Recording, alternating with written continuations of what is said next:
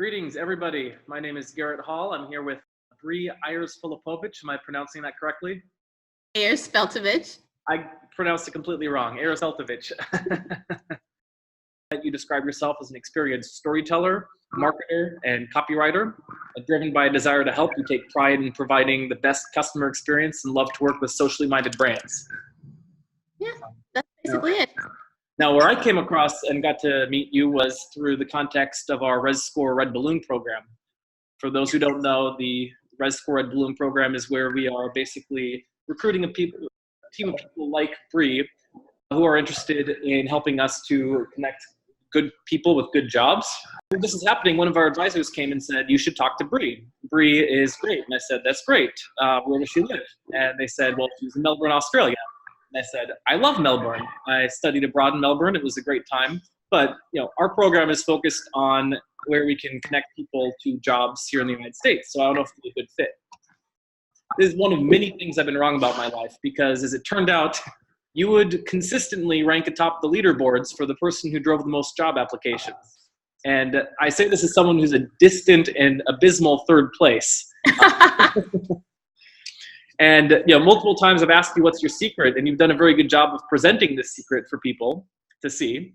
And I still try and follow the steps directly, and I don't have the same success that you do. So from my point of view, you're a superhero.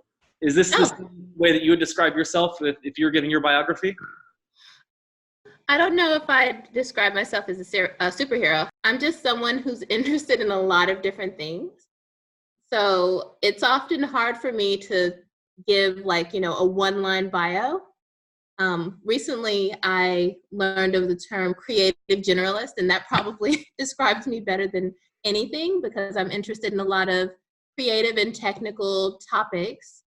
And when I take on a project, I like to bring diverse skill sets in and try to tackle the problem that way. No, I think that makes sense. And by way of example, one of the things that I thought you did very well with regard to much of the work that we were doing with RezScore Red Balloon Project was to take creative solutions to getting people to finding these jobs. For example, with one of the positions open at Boost BC, you came back to us and said, "I've been playing around with video editing," and you produced this amazing little 30-second video detailing the features of the job, which I thought was incredible. Oh, thank you. Yes, I was going to say also I like to do video editing, so you gave me an outlet. When I was brainstorming topics that we could do on this video series, as you know, we've been doing this series that we call Success Hacks, where we are basically looking at very simple habits that people can implement in their daily or weekly routine, which can help them to achieve success. And one of the things that I brainstormed, and I've noticed this trait in a lot of people who are very, very successful, is that they select hobbies for their free time that have significant upside. So, for example, some people like to get off their day job, and they'll go home and play video games. And unless they're planning on becoming a professional Twitch streamer or a professional esports competitor, it's probably a bad use of their free time. Whereas, you probably have maybe less free time than most, but you're spending that doing video editing. And I think this perfectly symbolizes this concept of a success hack, because who knows what's going to happen? Maybe you'll fill some of these positions with RezScore Red Balloon, which is great, in which case you'll earn some money. If not, you will learn video editing skills, and you'll get better at your video editing skills. So you've given yourself multiple paths to become more successful. At least that's how I interpret it. Is that how you would describe? Is this like a formal process that you're trying to do? I suppose I'm trying to do is find ways to tell brand stories, because I'm really interested in that, specifically in the startup sector, but also for purpose-driven brands. I think startup marketing is hard, full stop, no matter what your startup is, unless you have a massive budget. But green brands particularly have a hard time, sometimes in the beginning stages, getting the word out and building their communities. And sometimes they don't take advantage of the fact that you can start building your community before you have an actual product. Right. Yes, so I guess that's more my interest because I love, being creative. But a few years ago, I made the decision to align my hobbies with outlets that could actually help others. Mm-hmm. And very, I want to say like aligned way. That makes sense? I don't know if that makes sense. Yeah, absolutely. Absolutely. It's actually really funny that you bring that up, the concept of building the community before building the product. I took a class when I was in graduate school that was taught by Brian Halligan, who's the CEO of HubSpot. And the entire premise of this class is literally before, 6 months before you launch your company, a year before you launch your startup, you should already be perfecting all your inbound marketing. You should be building an email list and communicating with your customers. You should be building a Twitter account. You should have a blog. You start telling your story and connect with the people who might use your product. And his theory is that 9 times out of 10, you can actually do all the product development just through that, because through talking with the customers, they'll say, oh, that would be great, and can you add this into it? Or, this would be great, but get rid of this one aspect and it would be perfect. Well, that's exactly right. And I forget their name right now, but one of the startup study group members actually had a really great Kickstarter campaign where they got their funding within 9 minutes. And Wow. I said, how did you do that? And their second Kickstarter campaign. And what they did from day one was bring on potential customers at the very early business development stage as they were developing their products. They tested it on them. It's sports. Well, it's backpacks, basically. And I'll have to get the name and then you can put it in the comment section or something below.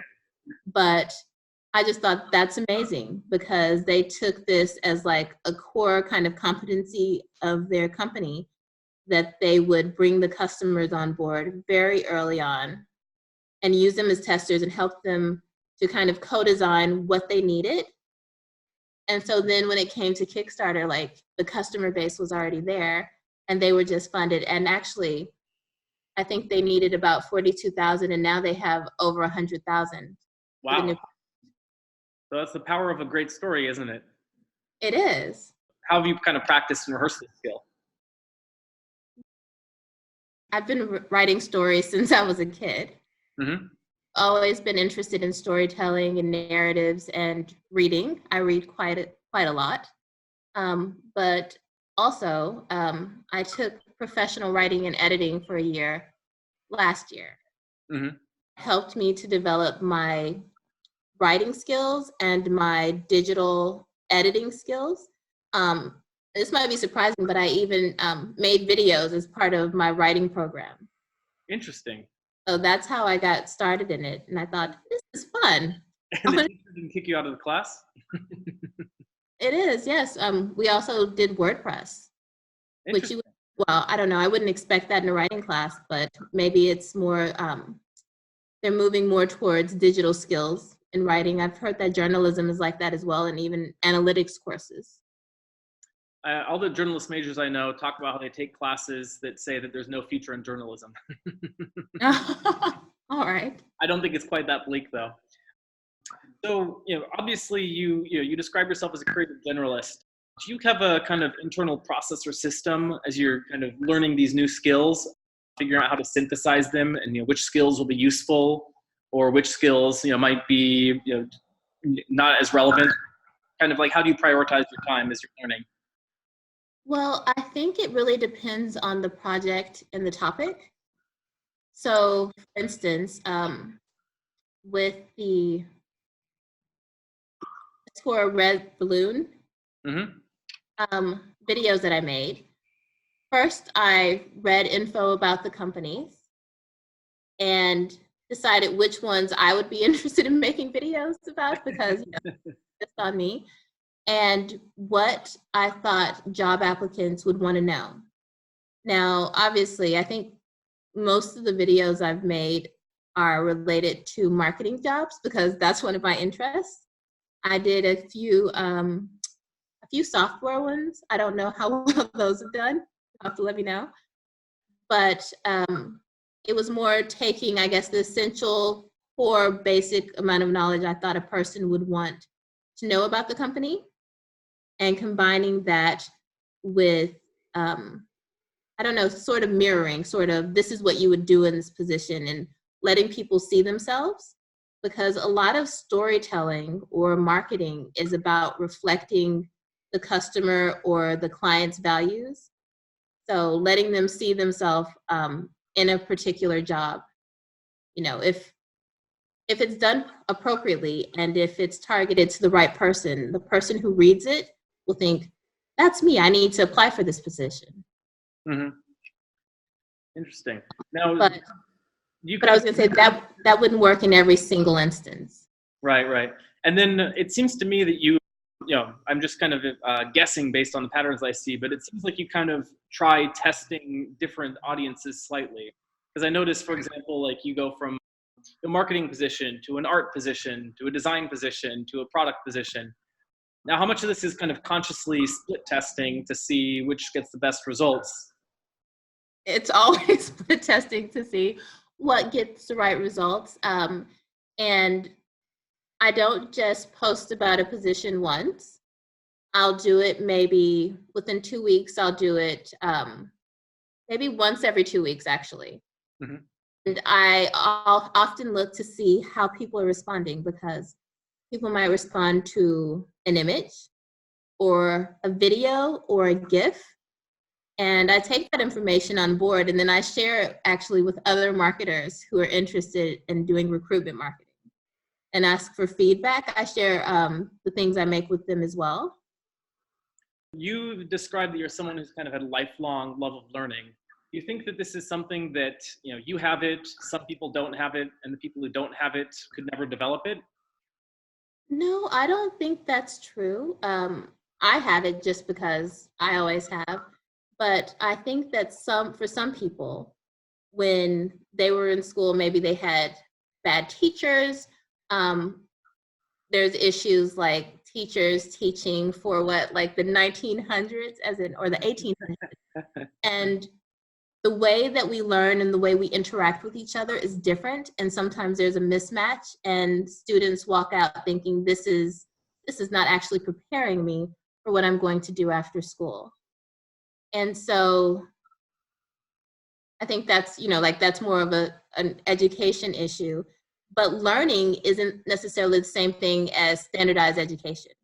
So I do take classes, but I also read books or have interesting conversations with people and end up hearing their life story and finding out something interesting that I can take into another part of my life or a project I'm in. And I think lifelong learning is more of like a mindset about how you approach each day and how you can change and develop yourself. And so for some people that is in university, but for other people that's, reading books on a topic or listening to podcasts or watching videos on YouTube. You can learn a lot on YouTube, and practicing, because some of us need to practice our skills as we're learning them, because otherwise it's just information in, information out. Mm-hmm. So for someone who, maybe spends their time, less productively than they'd like, you might recommend that they kind of take, a habit that they're not proud of and replace it with something that might do more learning. Well, yes. And learning something that is, I suppose, that's interesting to them. Mm-hmm. So you might think, I don't know, maybe learning about a particular sport isn't interesting. But I would argue that any kind of learning is actually probably beneficial. And, who knows, maybe understanding something about the shape of a stadium or, some random fact about that might be able to be used in another context. Right. But, when I look at what's a good success hack, I've been breaking this down in terms of 3 criteria. And, I'm actually looking for feedback on this particular framework because I think we could find ways to tweak it. But this has worked pretty well for me, which is, criteria is, 1, does it produce convex upsides? That means if you do implement this habit and stick to it every single day, will it generate exponentially increasing returns? A second is, does it have diffuse benefits? Which is to say, you might have 5 possible outcomes from it. You might only realize 3, but they're all good. So it doesn't matter that you didn't get all 5 because you're better off in 3 ways. And then the third is just, is it easy, easier than what you're currently doing? And I'll bring up another example for where I see this applying to kind of hobbies. I grew up on video games, and there is, part of my brain which is like, oh, it's the end of the day, I want to relax and play a video game. But I kind of curtailed myself from doing it at some point. But then that's kind of tough to just kind of stop a habit, right? But then what I found was that I could take language lessons through this app called Duolingo, which is, it's just a gamified language lesson. Yes. And it's so much fun. So it was very easy to implement. So satisfies that third part because it's just appeals to the same part of my lizard brain that liked playing a video game. But as opposed to playing like a Mario, it would have definitely great benefits in terms as far as convex benefits. If I do it just once a day, at the end of 60 days, I've picked up a foreign alphabet. And the more I do it, the faster I kind of absorb these languages. And then as far as diffuse benefits, like knowing other languages, who knows where that could be helpful in my life? Maybe I'm just better able to communicate with people. Maybe I wake up, someone knocks me on the head, drags me to the middle of Japan and releases me. I can find my way around. Anyway, another long story. There's no sense in me talking. Oh, that was a good one, though. But, I want to hear from you as the guest. Does this framework that I'm talking about for, do you think this kind of applies to some of the hobbies that you're trying to work with, like video editing, for example? Reading, you've identified a number of kind of free time activities that you're able to implement. And to me, they all seem to apply. Reading more has convex and diffuse benefits. But is this something you thought of consciously, or? No. Probably not with reading, because I'm just someone who tends to read a bit every day. Mm-hmm. Sometimes fiction, sometimes fiction. Sometimes I can finish a book in a day, but it really just depends on what the book is about. Oh, interesting. I'm not so. I was just gonna say, like, some books are lighter reads, and some you have to really sit with and absorb them. Mm-hmm. So yeah, I think it just really depends. But in terms of starting new habits, like, that is something that you can make easy. I guess the only way that I've been able to do that is just to schedule it in. So like with video editing, I know that I'm probably going to learn something about editing or practice my skills a few times a week. Mm-hmm. And I schedule that in because everything lives in my calendar. Mm-hmm. Otherwise it gets forgotten. But I know that with that, then it definitely gets done. And so it becomes a habit over time. But for reading, like, that just comes naturally. Writing, I write stories, poems, blog posts. I'm kind of one of those people who, it used to be that I had to get inspired, but now I know how to kind of find the inspiration. Mm-hmm. A much more kind of systematic process to it. And that's something I had to develop over time. I know a lot of people, maybe this isn't an Australian holiday yet, but in America, there's NaNoWriMo, which is National Novel Writing Month in November. Do you think that's a effective system? That could be, actually, yes. The idea is that motivation. The idea is that you write something like 10,000 or 1,000 words per day. And at the end of the month, you have a full novel. And I know most people say they try it, and like the New Year's resolution, they try it and they find themselves failing very quickly. So that is a big challenge if it's someone who's not used to writing regularly. Mm-hmm. But if it is someone who's used to writing regularly, like, they could do it. I know I can sit down and write 1,500 to 2,000 words in a go. If I've done my background research and I'm feeling creative and I've gone through and decided, like, this is the topic I want to write about, mm-hmm. and I and, like the background information. But having said that, that's a rough 2,000 words, just, stream of consciousness, 2,000 words. And then you have to go back in and you have to edit. You have to become concise, and so that 2,000 words might be 1,000, it might be 500 good words. Right, yeah, interesting. So, instead of aiming for a goal, maybe just say carve out the time and the schedule to write every day would be the interstitial step. I think so. And I think a lot of the research on habits actually says that it's better to have specific amounts of time when you're learning something to kind of say, this is the time for that learning, and not necessarily say, I'm going to, I don't know, read 100 words, or not 100 words, 100 pages in this hour. It's no, like, I'm going to read for an hour if I'm not used to reading normally. And I'm going to focus on it and turn off all the distractions.